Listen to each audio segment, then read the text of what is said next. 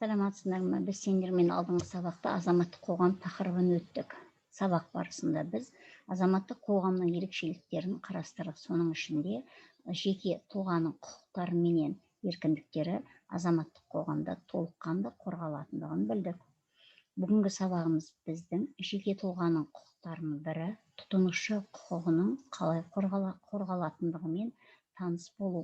Сабағымыздың мақсаты тұтынушылардың құқықтарын қорғаудың маңыздылығын анықтау.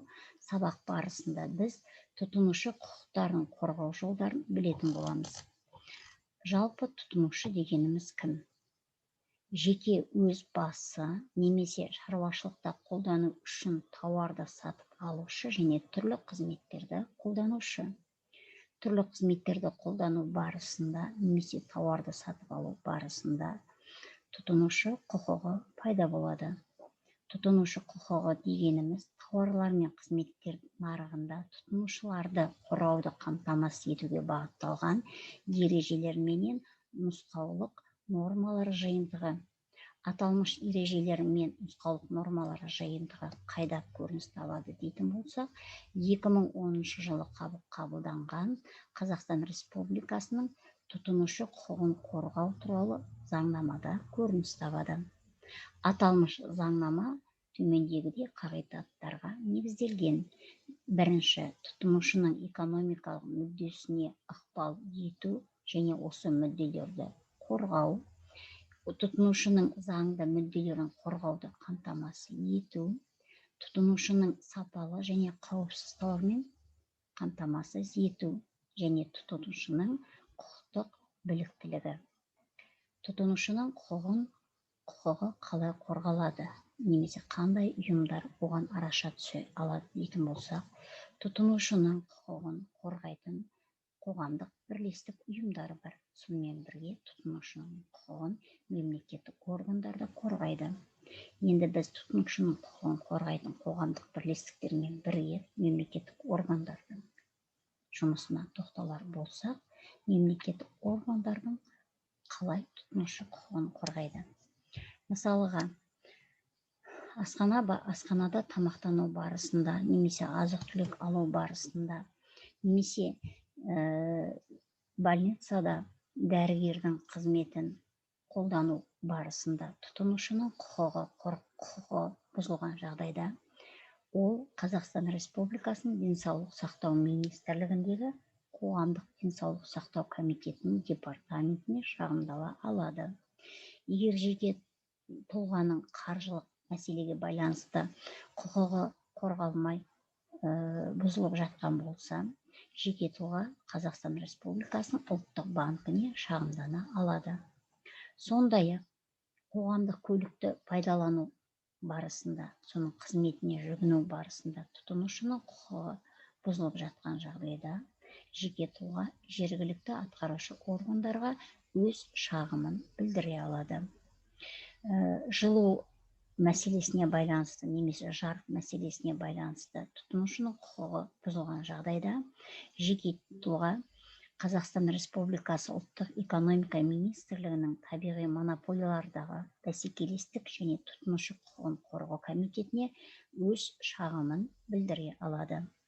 Аталмыш заңнаманың 6 бабына сәйкес мемлекеттік органдардың құзыретіне қандай мәселелер қамтылады жатады дейтін болсақ, бірінші, тұтынушының өтініштерін қабылдау және тұтынушы құқығын қорғау заңнамасын бұзушыларға жауапты шараларды қолдану, заңнаманың сақталуын бақылау, тұтынушыларға олардың денсаулығы мен қауіпсіздігіне зиян тигізетін тауарлар туралы ақпарат беру осы мемлекеттік органдардың құзыретіне тиесілі. Тұтынушының заңды құқықтары толыққанды қорғалған.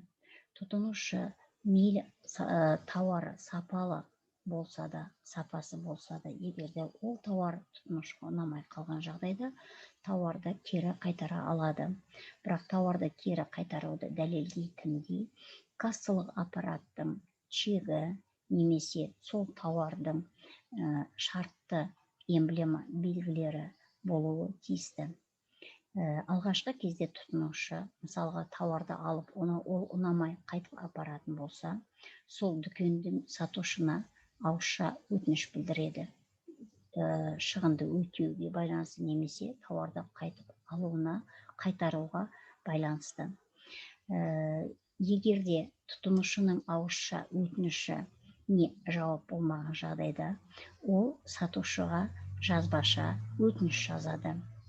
10 күн аралығында сатушы тарапынан тұтынушыға ешқандай жауап келмеген жағдайда, тұтынушы құқығын қорғау қоғамдық бірлестіктерінің көмегіне сүйене отырып, заңдық құқықты қорғау органдарына шағымдана алады. Базар жағдайында тұтынушыға кассалық аппараттан чек бермеуі мүмкін. Осындай жағдай болған сәтте тұтынушы алған тауардың сатушысының аты жөнін, сол тауарды сату орнының орналасқан мекен жайын қағазға жазып алуға тиісті болады. Бұл да егерде тауарды қайтару мәселесінде даулы шағымдану болып жатқан кезде дәлелдеме ретінде жүзеге асады. Сатушы да тұтынушының құқығының толыққанды жүзеге асыруына өзінің тарапынан өз міндеттерін орындау барысында қызмет көрсетеді. Ол тауардың сапасы туралы толық ақпарат береді. Тауарға қатысты ережелермен толық таныстырады. Және тауарды тексеріп, жұмыстық жағдайын тексеріп беруге және де кассалық аппараттан сол тауарға қатысты чек беруге міндетті. Қазақстан Республикасының тұтынушы құқығын қорғау заңнамасында тұтынушы құқығын қорғаумен бірге олар тауарды қайтара алады деген жағдаяттармен бірге кейбір жағдайда тұтынушылардың қайтара алмайтын да тауарлары болатындығын атап көрсетеді. Мысалы алатын болсақ, дәріханадан алған дәрі-дәрмектері, өсімдіктер мен жануарлар, ұялы телефонның тарифтік жүйесі және де кесіп сатылатын тауарлар, мысалы алатын болсақ, материалдар, кілемшелер, темірлер, ағаштар, тағы басқа кесіліп сатылатын заттар кері қайтарылмайды. Бұл заңнамада нақты көрсетілген.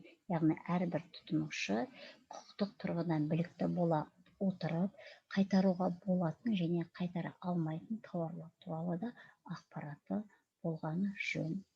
Тұтынушы өз құқығын білу жағдайында ең бірінші кезекте әрбір тұлғаның құқықтық тұрғыдан сауатты, білікті болғаны маңызды. Себебі оны жеке тұлғаның білікті болуы қазіргі заман талабының бірі. Сонымен бүгінгі сабағымызды қорытындылай келе, біз тұтынушының кім екендігін және тұтынушы құқығының қағидаттары мен ережелері мен нормалар қайда көрініс табатындығын және тұтынушы құқығын қандай мемлекеттік органдар қорғайтындығын және қайтаруға жатпайтын тұтынушының тауарлары туралы біраз білімімізді кеңейттік, құқықтық білімімізді жақсарта түстік деген ойдамын. Бүгінгі тұтынушының құқығын қорғау жолдары тақырыбын жинақтай отырып, қорытындылай отырып, өз білімімізді тексеріп көрелік. Ол үшін бірінші тапсырманы орындаймыз. Төменде берілген ақпараттың жалған және ақиқаттығын анықтап көріңіздер. Бірінші, тұтынушы дегеніміз жеке өз басы немесе шаруашылықта қолдану үшін тауарды сатып алмайтын және түрлі қызметтерді қолданбайтын тұлға. Тұтынушы дәрі-дәрмектерді қайтара алады. Тұтынушы сапалы және қауіпсіз тауармен қамтамасыз етілуі тиіс. Мемлекеттік органдар тұтынушы заңының сақталуын қамтамасыз етеді. Тұтынушы шығынды өтеуге құқылы.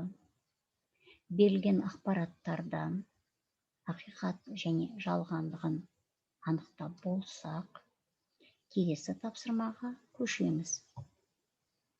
Екінші тапсырма. Тұтынушыға қолдарыңыздағы тұтынушы құқығына қатысты ресурстарды қолдана отырып, бірнеше заңдық тұрғыда кеңестер беріп көріңіз. Рахмет, бүгінгі сабағымыз осымен аяқталады.